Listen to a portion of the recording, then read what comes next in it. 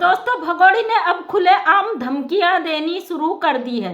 बाकियों की तो मैं नहीं कहती, लेकिन एक आईडी है वो आके कमेंट आज मुझे आया है कि तुम झूठी हो, मक्कार हो, तुम्हें जलन हो रही है, तुम सीमा भाभी से चिढ़ती हो। हालांकि जलन वाले कमेंट तो बहुत सारे आते हैं, हमें फर्क नहीं पड़ा, लेकिन आज जिस बंदे ने कमेंट किया है उसने साबित कर दिया कि सीमा हैदर ने ऐसे टीम गठित कर रखी है लोगों को धमकियां देने के लिए जो इसके ऊपर कोई बात न रखे। आपको पता है ना, मोबिन मलिक सर ने कहा था जैसे केस एंड की तरफ आएगा ये अपना सर पटक पटक कर रोएगी, इसको रोने की जगह नहीं मिलेगी। मतलब ये गिड़गिड़ाएगी अपने लिए, खुद इसकी आफत कटने वाली है, वो आफत कटने वाला समय आ चुका है। तो दोस्तों 2-3 दिन बाद ऐसी कुछ खतरनाक खबर आने वाली जिसे सुनकर इनको यहाँ पे नहीं बता सकती, सॉरी, वो लगने वाला है। तो अब भगोड़ी के जो चाटुकार है उनको वो पागल कुत्ते की तरह बौखला चुके हैं और हम उतनी तेजी से इस पर काम कर रहे हैं। आप देख रहे हो ना, बहुत एनर्जी मिल रही है। जब से हमने सुना है कि हैदर का बीजे का कंफर्म हो गया, हैदर को भारतीय अदालतों ने बुला लिया, तब से हम रुक नहीं रहे, लगातार 2, 3, 4 जितना भी अपडेट है आप तक पहुंचा रहे हैं। और ये जो चंद चाटुकारों की आग लगी हुई है, पता नहीं कहाँ कहाँ से धुएं निकल रहे हैं, इनके धुएं निकल क्या है, ब्लास्ट होने वाले, इनका ब्लास्ट होने का समय आ चुका है। अब जो भगोड़ी ने जो कर्मों का बीज बोया है उसका फल लग के, पेड़ लग के अब वो फूल चुका है, अब उनका झड़ने का वक्त आ चुका है। सीमा हैदर हमारे देश में बैठकर जो हरकतें कर रही थी, इसको एक एक चीज का जवाब देने का वक्त आ चुका है। अब बारी है भगोड़ी तेरी अदालतों में घसीटे जाने की, क्योंकि अभी तक तो तू रबुरपुरा के घर में बैठकर भौंक रही थी। अब जब हमारी अदालत तुझे घसीट कर ले जाएंगी और हथकड़ियां लगा के ले जाएंगी, तुझसे सवाल जवाब किए जाएंगे, तू अपना सर खुद फोड़ लेगी। और आपने देखा होगा जब से मोबिन मलिक सर ने अपडेट दिया है, भगोड़ी ने कोई जवाब नहीं दिया है उस पर। ये हर चीज का जवाब देती है। अगर कोई इससे कह देता है कि प्रेगनेंसी में चेहरे पे स्ट्रेस आ जाता है, ये तो बड़ी ग्लो कर रही है, तो ये दूसरे दिन अपने वीडियो में बता देती है मेरे चेहरे पे स्ट्रेस आ गया, मैं प्रेगनेंसी की वजह से। इसको हर चीज की सफाई देने की जरूरत पड़ती है। और यहाँ पर सोचने की बात है भाई, इतना बड़ा धमाका सुनने के बाद भगोड़ी ने कोई भी अपना वो नहीं यहाँ पे दिया, कोई भी जवाब नहीं दिया, और भी उल्टे तरीके से ये बलगुड़िया बनाती हुई नजर आती है जो दिवाली में गोबर के बनाई जाती है, ये कीर्तन करती हुई नजर आती है, नाचती हुई नजर आती है, ये अपने प्रेगनेंसी की बात करती हुई नजर आती है, पब्लिक को गुमराह करने के लिए। अरे बाप रे भगोड़ी, अब क्या ही कहें, तेरा तो तमाशा हम देख रहे हैं। तो आप सबका दिल से शुक्रिया, अभी और इंतजार करिए, क्योंकि बर्दाश्त करने के लिए ना बड़ा वाला कलेजा चाहिए, छोटा कलेजा में तो फट जाएगा। और ये भगोड़ी का जो समय आ चुका है आप सोच भी नहीं सकते। अब आप कहोगे भाई हम तो आपको खाली बरकरार यहाँ पे बता नहीं रहे, बताना मना है जी, नहीं बता सकते, क्योंकि भगोड़ी का जो जिस तरीके से इसने सस्पेंस बना बना के, नाच नाच के, कमा कमा के पूरा इन्हें खरीदार अपने तैयार करे ना गालियां देने के लिए, अब ऐसा ही सस्पेंस कुछ दिन बनाया जाएगा जब तक कि भगोड़ी का बड़ा वाला बॉम्ब नहीं फूटता, सुपर जबरदस्त बड़ा ब्लास्ट नहीं होता, तब तक भगोड़ी को नाचने दो। क्योंकि भाई पहले क्या था ना, इसके ऐसे हरकतें देख के हमें बड़ा गुस्सा आ जाता था, लेकिन अब गुस्सा नहीं आता। जब से मोबिन सर का हमने लिखित वाला अपडेट देखा ना, जिसपे मोहर लगी भारत सरकार जज साहब की, तो हमें गुस्सा ही नहीं आता है। क्या करें, अब हम हैं ही ऐसे भाई, हमको अब गुस्सा ही नहीं आता। हम तो चाहते हैं नाचे, ये और करे तमाशे, नाच नाच के इसके घुंघरू टूट जाए, पूरा फर्श टूट जाए, लप्पू का घर टूट जाए, जो भगोड़ी ने अपने नाच नाच के पैसों से बनाए हैं। लेकिन जेल जाने से इसको कोई भी नहीं रोक सकता है। देख रहे हैं ना, बड़ी तेजी से लोग इसकी धुलाई कर रहे हैं, ले धनाधन, हर चैनल से इसका हकीकत सामने आ रहा है। एक बहन ने आज वीडियो डाला था जिसमें गुलाम हैदर भाई बड़े रो रहे थे, मतलब ऐसा लग रहा था वो कपड़े वाइट पहने थे।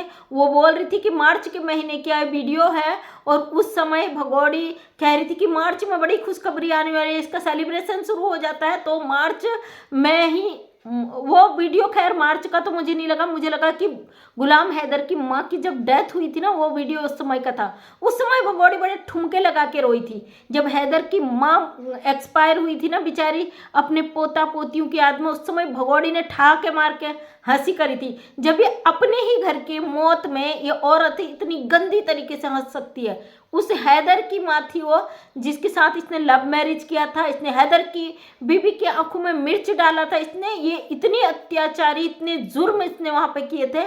और ये औरत यहाँ बैठ के कहती कि मुझे सताया जाता था, मुझे बच्चा पैदा करने की मशीन समझा जाता था, मैं अगर पाकिस्तान में होती मेरे और बच्चे हो जाते, इंडिया में आके भी इसको बच्चा पैदा करने की ज़रूरत है।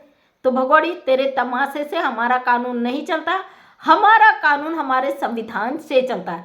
तो आज जो चाटुकार भाई थे, भाई हम देखो, मैंने कहा था ना, आप गाली दो, गलौज दो, सवाल करो, हमें सब मंजूर है, क्योंकि हमारी माननीय अदालतों ने अपनी मोहर लगा दी है हैदर को भारत बुलाने में। और हम जानते हैं हैदर भारत आएगा तो भगोड़ी की टटियां भी चल जाएंगी। इसका जितना मटेरियल पेट के अंदर रहता ना, खा खा के ये जो ढोल जैसी कची है, वो सब निकल जाना है। और हम तो चाहते हैं भगोड़ी तेरी और दुर्दशा हो।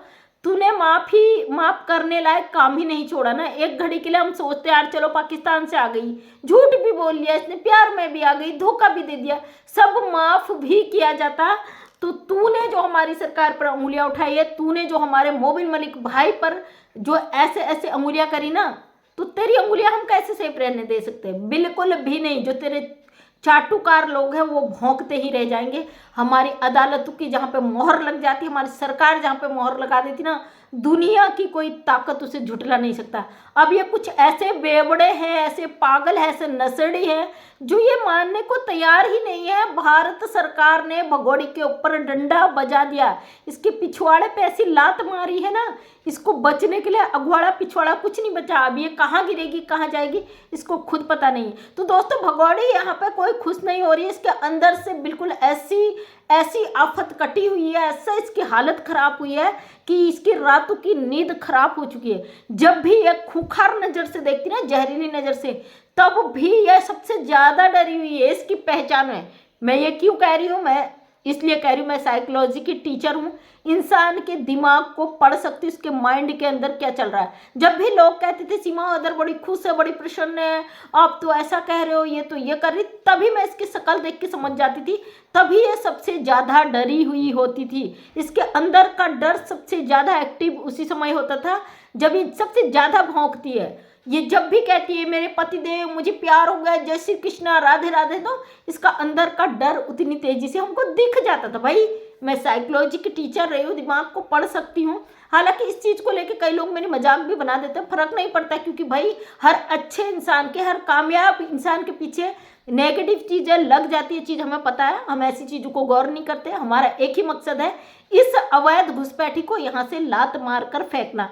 फाइनली वो दिन आ चुका है, इस अवैध घुसपैठी का अंत समय आ चुका। मेरे भारत के जितने भाई बहन इस पर आवाज़ उठा रहे थे, उन सबको एक बार फिर से सल्यूट, क्योंकि मेरे विदेश की धरती में ना अगर चंद चाटुकार गद्दार बिके हुए लोग हैं, तो बहुत सारी ऐसी महान हस्तियां हमारी बहनें, हमारे भाई हैं जो अपनी भारत की सरजमी, अपनी धरती से प्यार करते हैं। हम भी इसी भारत माता की धरती पर पैदा हुए हैं, जो अपने देश के प्रति अपना एक कर्तव्य समझते हैं, इस अवैध घुसपैठी का विरोध करने की हिम्मत रखते हैं। और उन चंद चाटुकारों को से कहते हैं भैया अपनी तसल्ली बना के रखिए, क्योंकि आपकी जो ये नचनिया भाभी है ना, इसका बोरिया बिस्तरा बांध लो। ये बोरिया बिस्तरा ले जा तो नहीं पाएगी, इस बोरिया बिस्तरा को अपने सिरहाने रख के कम से कम इसे याद कर सकोगे। और मुझे तो लगता है जब भगोड़ी को ले जाया जाएगा जेल या पाकिस्तान की डिपोर्ट करने के लिए, ये चाटुकार आपस में लड़ मरेंगे, जो भगोड़ी के बोरिया बिस्तरा है उसको छीनने के लिए, है ना। तुम लोगों की प्रवृत्ति इतनी ही गंदी है और इतनी ही तुम्हारी मानसिकता में गंद भरी हुई है। किसी के बाप में दम है ना, रोक लो फिर हमें इसका विरोध करने से। किसी के बाप में दम है, रोक लो, भारत सरकार से लड़ लो इस भगोड़ी को रोकने के लिए, क्योंकि हम इसी तरीके से पहले भी कर रहे थे विरोध। अब तो हमें भाई खुशखबरी मिल गई, अब हम रोक ही नहीं पा रहे हैं, रोक ही नहीं पा रहे अपने आप को। हम क्या करें, हम भी तो मजबूर है ना आदत से, तो हम इस आदत को नहीं छोड़ सकते। आप भी नहीं छोड़ सकते तो लगे रहो, है ना। हमारे वीडियो में आते हो, मैं गाली देते हो, उससे क्या होगा? आपकी भाभी तो नहीं रुक जाएगी, भारत सरकार से जाके लड़ो, रिक्वेस्ट करो। हम नहीं जी सकते सीमा हैदर के बिना, उसके बच्चों को भेज दो, उसे नहीं भेजना, है ना। चलिए ठीक है दोस्तों, वीडियो हो जाता लंबा, इसलिए वीडियो को लंबा ना करते हुए वीडियो को करते हैं एंड। मैं मंजू विश्वकर्मा हल्द्वानी उत्तराखंड से समाज सेविका हूँ। अपने वीडियो के माध्यम से हमें सच को सामने रखने की कोशिश करती हूँ। उम्मीद करती वीडियो पसंद आया होगा। अगर पसंद आए तो लाइक शेयर कमेंट करें। नेक्स्ट टाइम मेरा वीडियो देखना चाहते तो चैनल को करें subscribe. Thank you so much, सभी का दिल से धन्यवाद।